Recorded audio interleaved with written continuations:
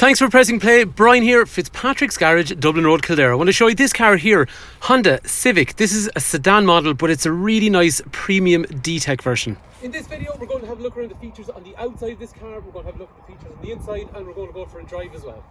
If there's any information you want on this particular car, call, text, WhatsApp, whatever suits, 086 843 1945. And if you're not familiar with what the Civic Sedan or the premium spec is all about, let me show you around it.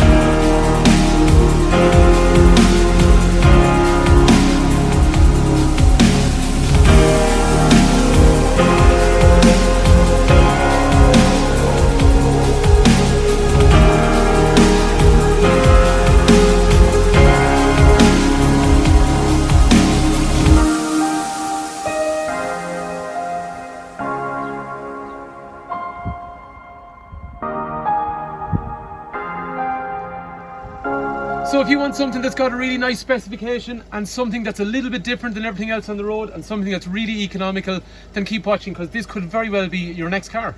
Starting off on the outside then, features that are really nice. I love the headlamps, so I love those LED indicators, but the headlights and also even the front fog lights and also the full lights are all LED on the front of the car, and it makes it look really nice and upmarket and different than a normal Civic. Similarly, the taillights also have the LED treatment, and when you're driving behind one of these cars at night time, those big tail lights are so distinctive. You always know a Honda Civic when you're driving behind one. They look really cool at night time.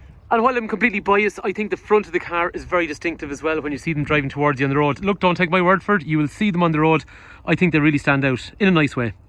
And for anyone that's been admiring these Honda Civics before, but they felt they're a little bit aggressive looking, one point of interest, this is a hatchback. See how big and aggressive the grills are at the bottom. The difference with the saloon is they're much smaller and a little bit more subtle. Because I've had people come in and look at these cars and say, I love the car, but it's just too aggressive for what I want in a car. Well, as you can see, this saloon one is much less aggressive on the front. It's a little bit more classy and reserved looking. And similarly again, the hatchback had a little bit more of an aggressive rear end, which some people may not want in a car. And that's where the saloon then comes in and presents a really viable alternative, because these are a really nice shape on the rear end. It's a very distinctive looking car. It looks well. People always admire them in the showroom. Other cool features on the car include the fact that you can actually open up the windows and the sunroof from the key. And the key also allows you to control the headlights. And similarly, it allows you to bring the windows back up and also retract the wing mirrors and the sunroof. What's also cool with this car is it's got keyless entry. So the whole idea of the key is you put it in your pocket and you walk up to the car, you put your hand in, and you can gain access to the car literally by putting your hand in. Or similarly, if you want to lock the car, when you get out, you just hit the button to lock the car and retract the wing mirrors. The boot's also keyless as well, so I can just walk up, open up the boot, once the key's in my pocket, or similarly, close it back down. Other things worth mentioning, the front has parking sensors which are standard, and there's also parking sensors on the rear of the car. And they link in with a highly functional reverse camera, which we'll see when we get into the car. One other point to note on the saloon, as you can see, it's got a big chrome grille, unlike the hatchback, which has a black grille. The door handles on the sedan also get a nice chrome upgrade like the grille, and the wheels on the sedan are a nice 17-inch wheel in a polished, bright finish, as opposed to the dark finish that's on the hatchback version. These wheels are really nice during the sun or at night time with artificial light. There's a lovely shiny reflective finish from them. It's always nice to see when the previous owners actually bothered to put mud flaps on the car. The person that used to own this car, super clinically fussy on the car, really looks after a vehicle really well. And I'm going to show you one reason that you will believe. Because he's probably the only customer I've ever seen in years that brings his vehicle licensing cert in wrapped in its own plastic. If you see someone looking after their paperwork like that, you know that they're going to be looking after their car even better. I think it's fair to say that this car is well equipped and it's stylish, and I love the colour polished metal as well. Anyway, let's go for a little drive in the car and just see how it behaves in terms of acceleration up to 120 kilometers an hour and how it behaves on a back road.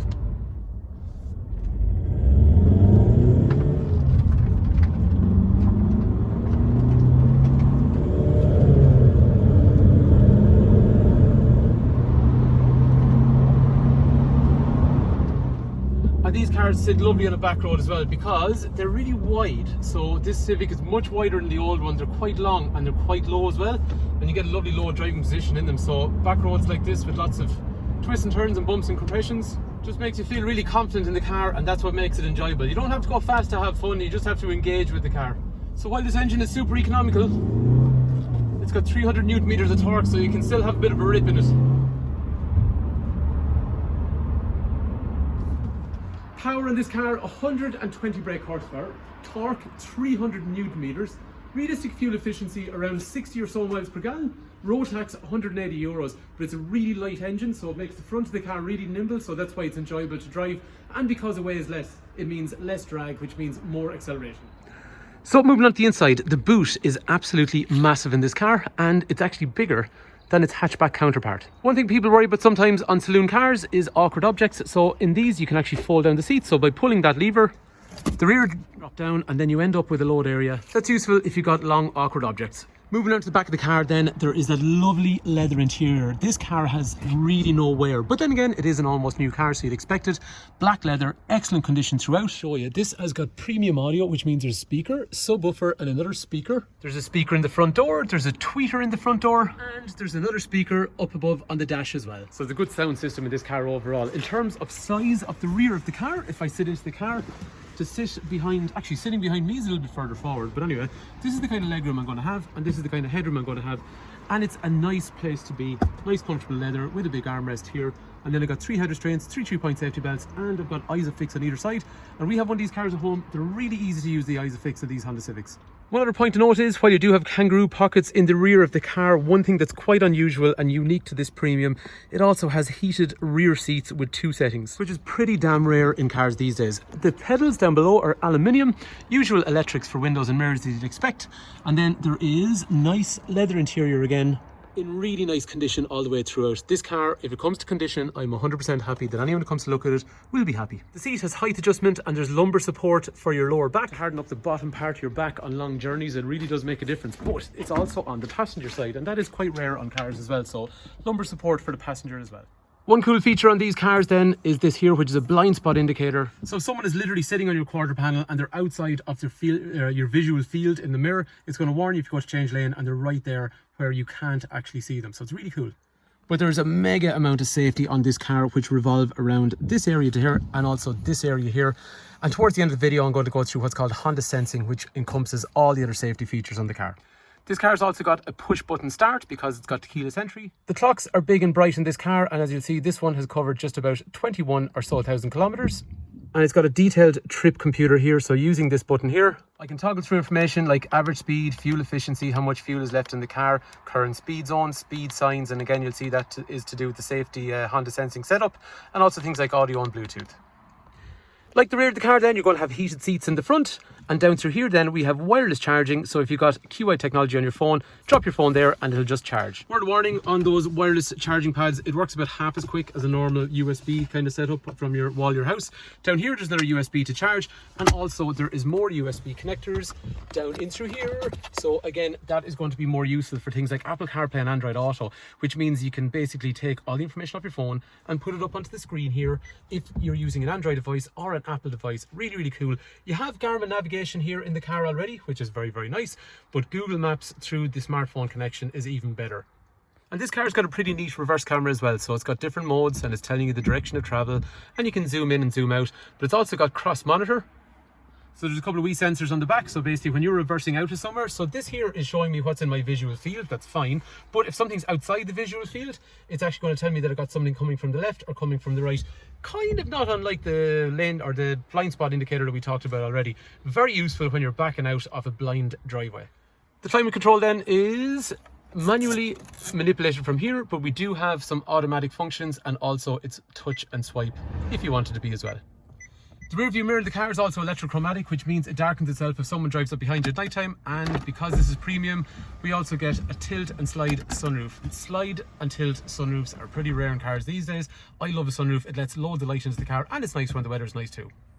In terms of safety, you got even things like these headrests here, which are anti-whiplash, so your head doesn't go as far backwards if someone hits you. You've got a driver's airbag, you've got a passenger airbag, you've got an airbag up here, you've got an airbag in the side of your seat, but there's so much safety in this car.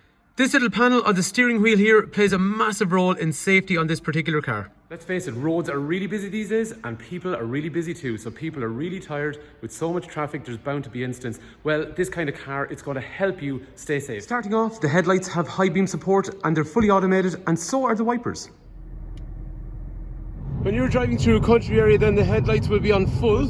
Once you come into something like a lit up area, the lights dim, but once you get back into an unlit area, then they go back into full. Once you meet oncoming traffic, they'll automatically dip. So this car has come over the hill, the headlights have dipped. Once the car has passed by us, the lights go into full automatic mode and headlights come on again. This kind of stuff means that you have less to do, which means you have more ability to concentrate on what's in front of you. The wipers are also the same. Wipers then will sense the rain depending how heavy it is, so it'll work on various intermittencies just depending on how much water is falling. It's also going to be equipped with a speed sign recognition. It's got a little camera up front and it's always watching the road ahead.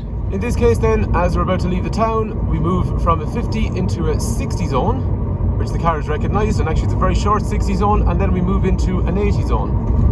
And while that's really cool by itself, it's got a really cool function in the fact that you can link it to the speed limiter. The speed limiter has two ways of working. I've got a limit which limits my speed, so I've limited to 90, I'm flooring the car, it won't go past 90, or I can limit to the speed zone. We know it's 100 because it says 100 over here. The car's going to accelerate up to 100.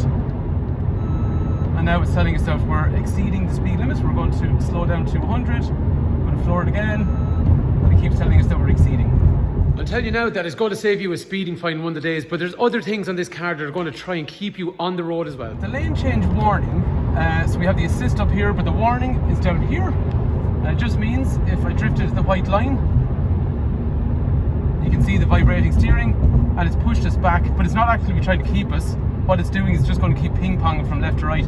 Not as comfortable, but useful just for a warning. If I'd used my indicator, there would have been no problem. This one here, which we'll have a look at, is the lane keep assist. With lane keep assist, I'll hit this button here. I've got a symbol up through here. As you can see, we're going to go around the corner. I know I shouldn't do it, but technically, the car is going to keep us between the two lines for about 10 seconds or so. And eventually then you'll see a warning coming in here, which is telling us that we need to get our hands back on the wheel. But I am covering the wheel just to be safe. The car's still guiding us up to the centre, and now it's told us, put your hands back on the wheel. So basically, it's going to stop you exceeding the speed limit, and it's also going to keep you on the road, but it's also going to keep you away from the cars that are ahead of you. First thing we do is we set the cruise control. So turn it on, set it. At the moment then there is no car actually in front of us. So the reason that the silhouette is completely empty is that there's no car in front of us. We're just set like normal cruise control. So we're going to stay at 77 kilometers per hour. Once wherever traffic comes in front of us, you'll see the symbol has lit up to say that there is now a car identified by the camera. And we can basically now choose how far do we want to stay behind the car in front, so various distances, and the car will respect that. If the car in front slows down, we slows down. If the car ahead speeds up, we speed up until we get to that maximum of 90 kilometers an hour that we've set ourselves. So as you can see, the Honda Sensing kit, which is based on that part of the steering wheel, is trying to keep you safe on the roads, which, let's face it, are extremely busy and dangerous these days. So there you have it. If you want a car that's economical and well equipped and something that's a bit different as well, and at the price level, this car is 35,000 euros brand new. So this car is excellent value for money. Anyway, if there's information you want on the car, 086 843 1945. Call, text, WhatsApp, whatever suits, and I'll be happy to go through information about trading in your car, information about financing, or just information about this actual car. If you've been watching on YouTube and you think the video is useful, please do like and subscribe because it lets me know the video is useful. And if you think there's something I can do better or something I've missed, just let me know in the comment section below. So hopefully the car is of interest. If you've watched the whole video, thanks a million for taking time to watch.